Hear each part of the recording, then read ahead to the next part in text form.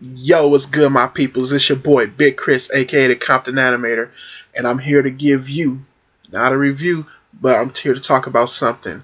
So, today, I would say three things happened today. Um, One was the big announcement that the WWE had, another one was an announcement about one of their superstars, and the last one was an announcement about one of the legends. So, first I'll start off with one of the legends, kind of give you the bad news first. So one of the WWE legends, Mae Young, as I don't know if some of you may heard, she went to the hospital and they had her on life support. And today we found out that they took her off life support. Now she hasn't passed away yet, but she's still fighting to stay alive, and we hope that she keeps the fight on. If not, hopefully she's not in pain no more. Either way. So yeah, that was the first piece of news. And Mae Young's a legend. She's done a lot for the WWE. She's done a lot for women's wrestling.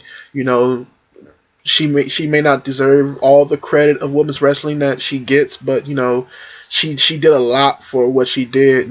So yeah, so big ups to Mae Young, and hope she gets better. I don't really pray or nothing, but I hope she gets better, and hope things work out for her. The second piece of news that came out this morning was one of the WWE Divas, former Diva champion, Kaitlyn, is deciding to resign from the WWE and go on to further other adventures. She said in the I think it was a blog post that she's resigning, and it's not. She just basically opting out on her contract, and it's not a problem. I don't think it's a problem like the WWE is trying to let her go. I'm pretty sure for sure it's not that. I think she just figured that she's probably not being used as much as she was before, and there's probably other adventures that she probably wants to go on to. I've heard it said with other female wrestlers and other WWE divas, and just female wrestlers in general, that once you win a Divas belt, there's not much else to go for, or not much else to do. There's not like a build up when you have like a male wrestler where you can win a U.S. champion tag team, then win a world champion, then a WWE championship. So it's usually you're probably either on the arm of some man, a manager or somebody, are probably end up being a champion in some way, or you find another place to fit in. But I'm not sure if it's that she just wasn't feeling like she had her, her position wasn't sturdy for her or whatever. But it's whatever, dude. It's, to me, I was thinking about this for a minute. When I was doing some sketches and stuff like that, I was thinking about what was what's her name? What was Kaitlyn's, what did she give to the Divas division besides, being a strong chick and having a good look? What else did she give? And to tell you the truth, it's not that much I can think of. She worked well with AJ, but that's AJ. AJ works well with a lot of other divas. AJ works well with Natalia. AJ works well with the Bellas, So that's AJ, When it comes to her other feuds and what we saw before AJ, there was not a lot there to it. And a lot of people are pissed about this, but you have to think about, both sides have to take blames when it comes to these type of things. Kaitlyn, she was a pretty okay in the ring performer, and she was okay when it came to some of the mic work and stuff like that. She was pretty average with everything all around, and it was just nothing that pushed her to the next level, like you see with an AJ, and I think also like you see with somebody like Summer Rae, who's pushing a little bit more into her character than just the general stuff that you see. So big ups to Kaitlyn on her future adventures and stuff like that. Whatever she does, I like to check it out or whatever. I follow her on Twitter and stuff like that. So yeah, big ups to her. And it's kind of sad to see her go, but this may also be a blessing in disguise that we see one of the NXT divas come up, probably Paige or Bayley or one of them. If they figure out that they're ready, bring one of them up and put them on the main roster. So also speaking of Kaitlyn, she had her final match tonight on main event on WWE's main event. She had a match with AJ Lee, and they didn't announce it as her final match. They just, kind of announced the rivalry that her, AJ Lee, and Kaitlyn has been having, for the past year or so, and their friendship that they had for a very long time. The match itself was pretty good. They gave it about 10 minutes. They let it the main event show. I think the best part of the match was, it ended with AJ Lee doing a roll up, but she like banged Kaitlyn's head on the ground when she did the roll up. It was kind of like I think AJ Lee did a splash onto Kaitlyn, but she like yanked her head down to like flip her into a roll up, and Kaitlyn caught her in the splash, and AJ Lee, like, whilst being held up in the air, just pulled her down for a roll up, and Kaitlyn kind of banged her head on the mat, and that kind of led into the pin for AJ to win it. At the end of the match, AJ had jumped up on Kaitlyn and was like hugging her, and Kaitlyn hugged back and stuff like that. So it's kind of like genuine thing, saying I still love you no matter what, and just their friendship and their camaraderie that they had. But they also put a little story into it, because once AJ Lee jumped off and acted like she don't know what was going on, Tamina came right behind and kicked Kaitlyn in the face, and AJ Lee just blew her a kiss and walked out of the ring skipping happy and stuff like that. So it was a good way to send Kaitlyn off, and she wasn't going to get a win out of it, but at least she added to character moments, and she added more to her ending of her character and stuff like that. And I think they ended her a nice way and stuff. Even though it was on main event, I think it was a nice way to get a good match out of her, and to get a lot of things before she left. So now the next bit of news that we had was the big announcement that WWE had for today, and that was the introduction of the WWE Network. So it was the CES convention. I think that's what it's called, CES, and just like a trade show convention. And basically, they just introduced what most of us known was coming, and what most of us knew was just down the road in some time, and that was the WWE Network.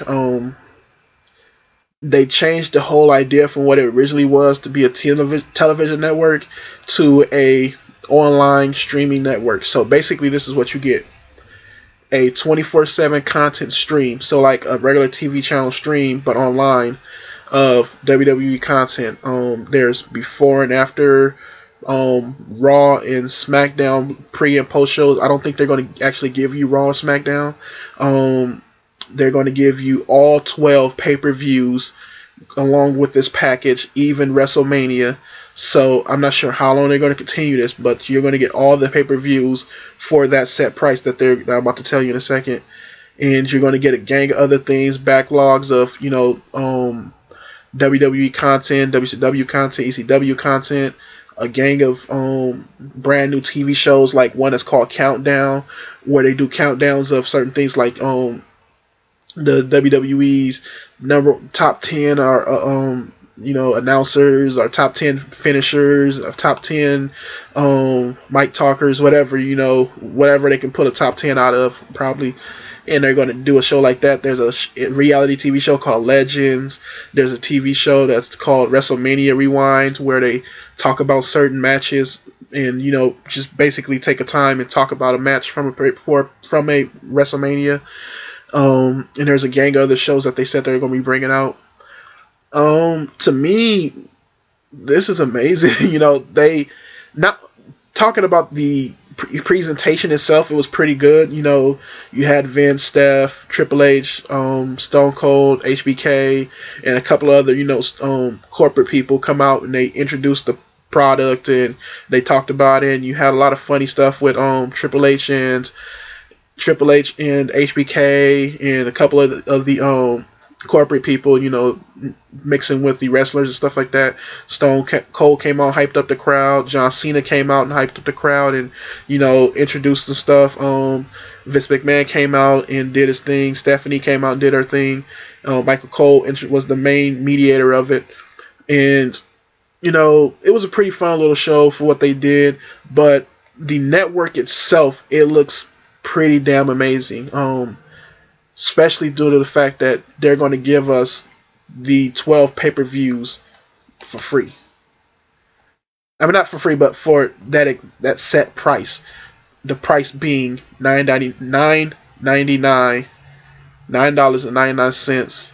per month, basically $10 a month, and that's a pretty good deal, man. You have to sign a 6-month contract in order to do it. So basically, you are committing to paying $6. I mean, $10 a month for 6 months, and that's, to me, just it doesn't matter whether or not you have to commit for a few months or not. It's basically you're paying for a pay-per-view for all 6 pay-per-views. It's one pay-per-view for all 12 pay-per-views of the whole year. So add it up yourself. That's insane. You basically getting 6 pay-per-views for the price of one. So that's that's really good. Plus a gang of back plus a gang of back content and stuff like that. That's you don't have to search on YouTube for a gang of stuff. You can go directly to certain episodes of Raw, a gang episodes of just a gang of content that they're showing that they're going to have. And to me, this is something that hopefully can really work out for them. If they can put Raw and SmackDown at least a day after, of the episodes or the shows up, that would be even better, so we can, for the people who don't have cable or whatever, can watch Raw and SmackDown the next day. That would be 100 times better, and I would even probably pay a couple dollars more for that. But yeah, I mean, it sounds like a really good deal, something I would like to pay into. It comes out on February, what was it, February 22nd, the day after Raw. Either February 22nd or February 24th, but it's the day after Raw it happens. So let's see, it's going to be February 24th. So right after Raw ends, I think that midnight, they're going to launch it and everybody can sign up and stuff. So yeah, it's going to be on the WWE.com. Yeah, I mean, that's a really good price to me. $9.99. I was thinking that it was going to be like $15, but that's a good price. A lot of content, and there's nothing much you can say to that. So I have high hopes for this, and hopefully the WWE can do something real good with this. A lot of their recent adventures have worked out for them, like doing a YouTube channel and Facebook, Twitter, and stuff like that, and just the WWE.com in itself and the app. The app has worked, I think pretty much for them as well. So big ups to the WWE on that. So yeah, I'm gonna end it right here. Thanks for watching. Like, subscribe, comments. Some people commented about, I think it was one person commented about my lighting situation, that have kind of bad lighting in the room, and that's basically because I'm poor. I don't have a lot of money. I'm a working artist, so just having several lights in here is not a thing I can do right now. But I have another job that I just picked up, so hopefully I can get me a better place and I can have a better lighting situation and make the videos look better. Plus, also, like I said, very, very soon I'm going to be coming with some art on these videos, so you're going to have a nice little introduction thing, and you're going to have some animations that are going to go with this. Plus, I'm going to be breaking this in parts and stuff like that. So, just a better production, but for right now, it's just going to have me talking. So yeah, like I said, like, subscribe, comment, and even better for the new year. Peace.